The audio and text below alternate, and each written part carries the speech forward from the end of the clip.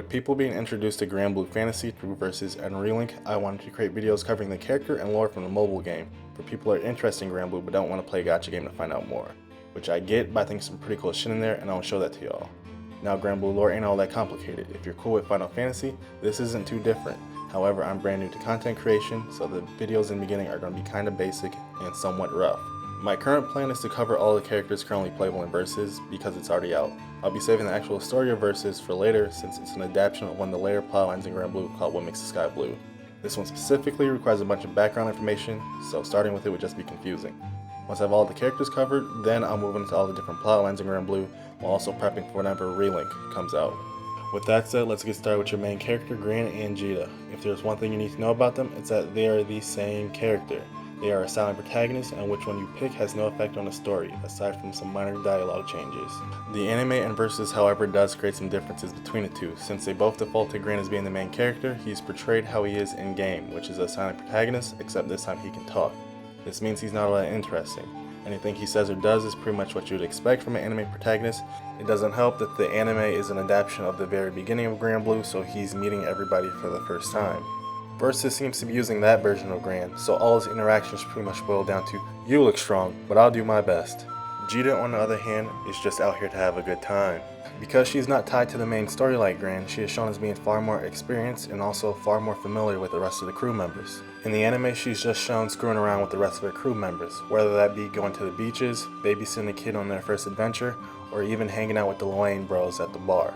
In Versus, she has a goofy demeanor and generally isn't taking things too seriously. She has a friendly bet going with most of the characters, or in Luane's case, not so friendly. To do one more comparison on how the two are portrayed in Versus, let's look at their Super Skybound art. They both start the same with them summoning Proto-Bahamut with the help of Lyria. The difference is in which attack it does. Gran uses Catastrophe, which is actually the very first summon used in-game. It happens in the tutorial and shows that Gran is still a beginner. Jita's on the other hand is Skyfall, which isn't even an actual summon. Rather, it's a move Proto-Bahamut uses in his raid battle, and if you don't have complete damage mitigation when he uses it, you will get hit with a good old-fashioned 99999 and have your party wiped out. The world of Granblue is called the Sky Realm. It's pretty much a bunch of floating islands in the sky.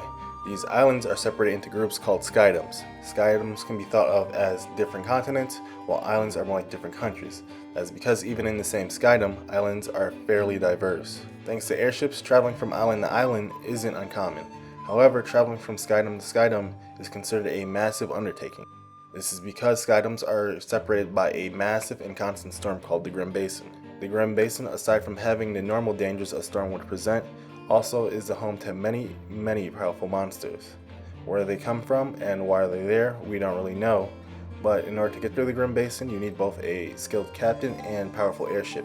Even then, the journey is considered dangerous at best. Currently, we know the name of 8 of the skydoms, but right now you only need to know one, and that is Fontaingrad. That is because 90% of Granblue takes place in it. This includes Versus. Relink, however, will take place in a brand new location. To give a little bit of extra info, Fontaingrad is known for being a well-off and diverse skydom.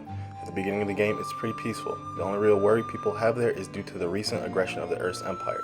This should sound familiar, but the Earth's Empire is a militaristic nation known for its advanced technology. Now, one last thing for this video, let's go over the races of Granblue. You have the main 4 being humans, Aruns, Drafts, and Harvins.